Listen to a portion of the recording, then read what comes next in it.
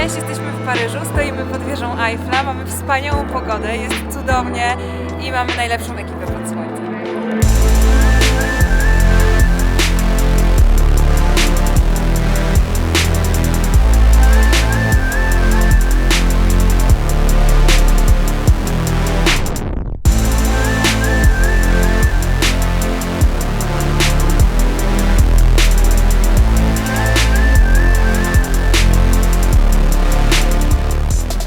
Dobry wieczór moi drodzy, nazywam się Arkadiusz Moritz.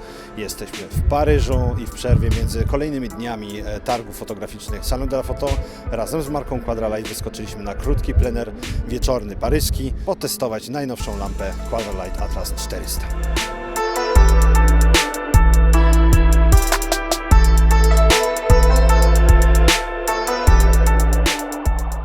Myśleliśmy, że będzie gorzej, że będzie zimno, że będzie lało, a jest całkiem znośna pogoda, jest zajebistówka, super fotograf, wspaniała modelka, no i asystent zajebisty, nie?